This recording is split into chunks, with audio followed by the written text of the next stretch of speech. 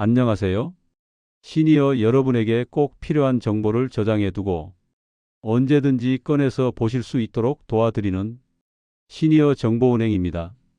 이번 2부에서는 지난 1부에서 말씀드린 첫째, 가장 무서운 질병, 치매. 둘째, 앞으로 예방해야 할 근감소증. 여기에 이어서 셋째 질문부터 시작하겠습니다. 건강한 노년을 위해 지금 당장 버려야 할 습관은 무엇입니까? 의사들이 고른 1위는 흡연도 아니고 편식도 아니고 바로 저신체 활동이었습니다. 쉽게 말해 가만히 있는 것, 소파와 한몸이 되는 것, 의사들의 표현을 그대로 옮기면 이런 느낌입니다. 65이 됐다. 노년에 들어섰다. 그러면 제발 버려라. 가만히 있지 말아라. 드러누워 있지 말아라. 소파에 앉아만 있지 말아라. 왜 이렇게까지 강하게 말할까요? 소파는 편하지만 몸은 조용히 무너집니다. 하루 대부분을 소파에서 보내는 분이 있습니다. 젊을 때는 산도 다니고 운동도 많이 하고 배드민턴도 치고 정말 활동적이었습니다. 그런데 어느 순간 그냥 안 하게 되더라. 이 말이 나옵니다. 추워서, 모임이 줄어서, 나가면 돈이 들어서, 그냥 귀찮아서. 그래서 하는 게 TV 몇 편 보고 간식 챙겨 먹고 집안일 조금 하고 다시 소파로 가지요. 이런 분들에게 만보기를 채워봤을 때 반나절 동안 몇 걸음이나 걸었을까요? 주방과 화장실 잠깐 오간 걸 제외하면 거의 소파 위. 결과는 겨우 몇백 걸음 수준이었습니다. 여러분, 이게 왜 위험한지 아시나요? 몸은 안 쓰면 줄어듭니다. 근육은 줄고 뼈는 약해지고 혈액순환은 떨어지고 그러는 사이에 우리가 무서워하는 병들이 더 빠르게 진행됩니다. 여기서 중요한 연구가 하나 나옵니다. 노인의 이동성과 사망률의 관계를 연구해 보니 이동 범위를 조금만 확대해도 사망 위험이 줄어드는 경향이 있다는 것이 확인됐다고 합니다. 거창한 마라톤이 아니라 내 이동 범위를 조금만 넓히는 것이 생존과 연결될 수 있다는 뜻이죠. 그래서 셋째 질문의 결론은 이겁니다. 65의 최대 적은 나이도 아니고 병도 아니고 움직이지 않는 습관입니다. 넷째 질문. 걷기 외에 추천하는 운동은 무엇입니까? 자, 여기서부터는 실전입니다. 의사들이 추천한 운동 순위가 나옵니다. 상위권에는 이런 것들이 들어갑니다. 수영, 맨손 체조, 계단 오르기, 실내 자전거, 스쿼트 같은 근력 운동. 여기서 포인트는 하나입니다. 유산소만 하면 반쪽 운동입니다. 근력과 균형이 같이 가야 합니다. 왜 계단 오르기가 높은 평가를 받았을까요? 의사들은 이렇게 설명합니다. 계단은 평지를 걷는 게 아니라 중력을 거슬러 올라가는 동작입니다. 숨이 차니까 유산소가 되고 하지 근육과 채관 근육, 척추 주변 근육까지 같이 쓰게 됩니다. 즉, 유산소와 근력, 그리고 자세 근육까지 한 번에 건드립니다. 하지만 계단은 자칫하면 위험합니다. 그래서 안전 수칙이 핵심입니다. 올바른 계단 오르기 3가지 원칙. 첫째, 전방 주시. 고개 숙이고 오르면 안 됩니다. 시선은 앞, 어깨와 등, 허리는 곧게. 둘째, 발 디딜 때는 뒤꿈치부터. 뒤꿈치로 먼저 딛고 발바닥 전체로 일어선다는 느낌. 셋째, 발 모양은 일자 또는 약간 바깥. 무릎이 안쪽으로 무너지지 않게 자세를 잡아주는 겁니다. 그리고 여기서 중요한 추가 규칙. 처음부터 무리하지 마세요. 65 이후 운동은 매일 조금씩 올해가 정답입니다.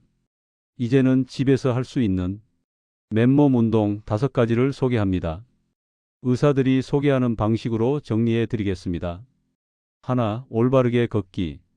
가슴 펴고 허리 세우고 시선은 전방. 발은 뒤꿈치부터 닿게. 둘, 다리 높이 들기. 한쪽 다리를 들어 허리와 허벅지, 종아리가 각각 직각을 유지하도록 버티기. 몸통 근육과 균형 감각에 좋습니다. 셋, 스쿼트. 엉덩이를 뒤로 빼며 앉기. 무릎이 발끝보다 앞으로 나가지 않게, 허리가 굽지 않게 곧게. 넷, 뒤로 런지. 한쪽 다리를 뒤로 빼며 무릎을 구부립니다. 무리하면 관절에 부담이 오니 깊이를 조절합니다. 다섯, 발 뒤꿈치 들기. 종아리 근육 강화. 다리를 어깨 너비로 벌리고 뒤꿈치를 끝까지 올려 버틴 뒤 천천히 내려오기. 등, 허리, 골반이 일직선이 되게. 이 5가지는 헬스장에 안 가도 됩니다. 비싼 기구 없어도 됩니다. 매일 짧게라도 하면 근육은 신호를 받기 시작합니다. 수영도 참 좋은 운동인데요. 관절이 걱정인 분들은 수영이나 물속 걷기가 특히 좋습니다.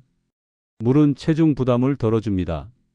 관절염이 있어도 물속에서는 비교적 안전하게 움직일 수 있습니다. 호흡 조절도 같이 들어가니 호흡 훈련까지 됩니다. 단 여기서도 핵심은 배워서 안전하게 자기 방식대로 무리하면 어깨나 허리에 부담이 갈 수 있으니까요. 5째 질문. 건강기능식품 어떻게 봐야 합니까? 이 파트는 정말 현실적입니다. 많은 분들이 몸에 좋다는 걸 일단 먹고 봅니다. 관절에 좋다, 연골에 좋다, 무릎에 좋다, 간에 좋다.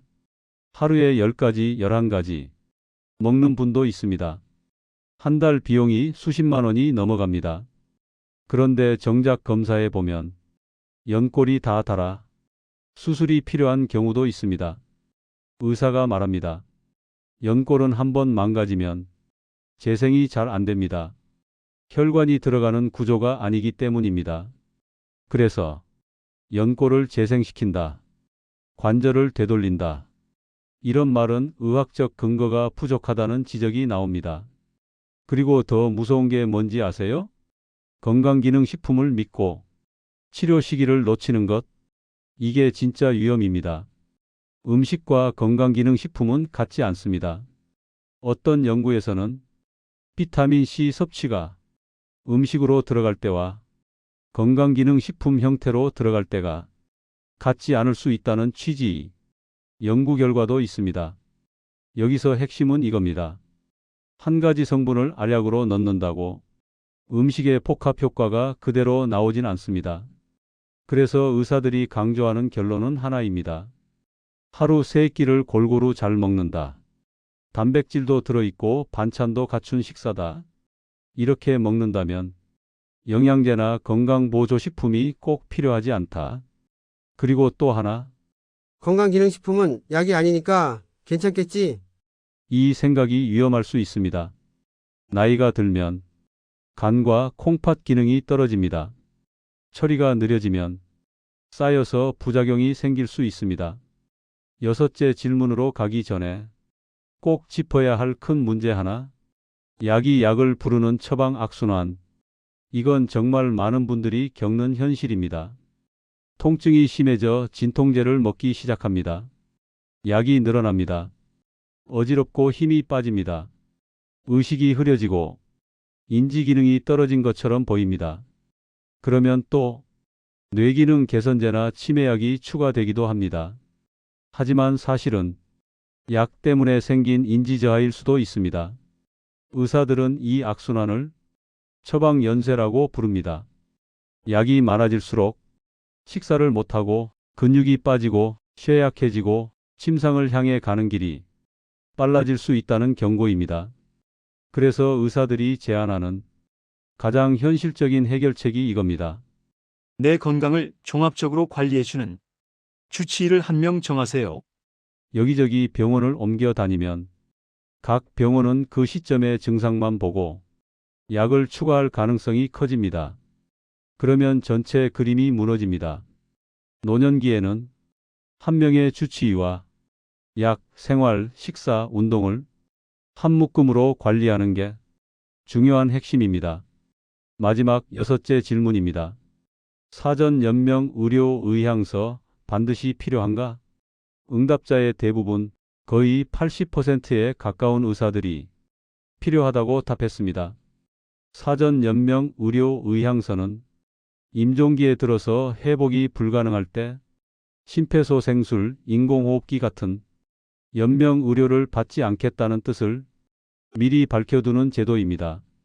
여기서 오해하면 안 되는 게 있습니다. 아무 치료도 안 한다가 아닙니다. 통증 조절, 수분 공급 같은 기본적인 돌봄은 마지막 순간까지 이루어집니다. 그럼 왜 이걸 써야 할까요? 의사가 설명합니다. 내가 의학적인 결정을 할 수 없는 시기에 이르렀을 때 내 뜻과 다른 결정이 내려지는 걸 막기 위해서다. 그리고 더 넓게 보면 사전 돌봄 계획이라는 개념이 있습니다. 마지막 순간에 누가 곁에 있었으면 좋겠는지, 어떤 방식으로 보내고 싶은지, 나의 마지막에 대한 계획을 내가 선택해 두는 겁니다. 아직 우리 사회는 그 넓은 의미까지 충분히 듣지 못할 때도 있지만 적어도 원치 않는데 심폐소생술을 받게 되는 상황을 내 의지로 막을 수 있게 된 건 의미 있는 진전이라는 평가가 나옵니다. 착성은 등록기관에서 1:1 교육을 통해 하게 되어 있고 착성 후에는 가족과 의견을 공유하라고 권합니다. 왜냐하면 이건 종이 한 장이 아니라 가족의 마음을 지켜주는 장치가 될 수 있기 때문입니다. 어떤 분은 말합니다. 가족에게 트라우마로 남지 않게 편안하게 가고 싶었다. 의향서를 쓰고 나니 마음이 편해졌다. 또 어떤 분은 과거의 가족의 연명치료 결정을 대신 내렸던 경험이 오랫동안 마음에 상처로 남았다고 말합니다. 그래서 내 자녀에게는 그 부담을 남기지 않으려고 미리 정해두고 설명해 두겠다고 합니다. 이게 결국 웰다잉의 본질입니다. 죽음을 준비하는 과정은 남은 삶에서 무엇이 가치인지 정리하는 과정이기도 합니다. 자, 이제 1부와 2부 영상 전체를 65 체크리스트로 딱 정리해 드리겠습니다. 하나, 치매는 겁내는 게 아니라 검진으로 구분한다. 둘, 경도인지 장애는 잡을 수 있는 골든타임이다. 셋, 근감소증은 넘어짐과 침상으로 이어질 수 있으니 예방이 최우선이다. 넷, 오늘 당장 끊어야 할 습관 1위는 소파 생활이다. 다섯, 운동은 유산소만 하지 말고 근력과 균형을 같이 간다. 여섯, 건강기능식품은 치료 시기를 놓치지 않게 너무 의존하지 않는다. 일곱, 약이 늘고 체중이 빠지고 인지가 흐려지면 처방 연쇄를 의심하고 주치의와 점검한다. 여덟, 사전 연명 의료 의향서는 가족의 부담을 줄이고 내 마지막을 내가 선택하게 한다.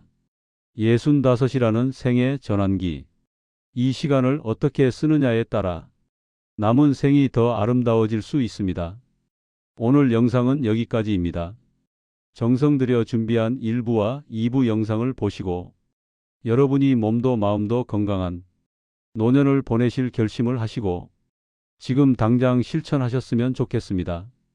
다음 3부 영상에서는 근감소증을 실제로 막는 생활습관과 하루 움직임을 늘리는 현실적인 방법을 더 구체적으로 바로 따라할 수 있게 실천편으로 준비하겠습니다. 지금까지 시니어 정보은행이었습니다. 시청해 주셔서 감사합니다.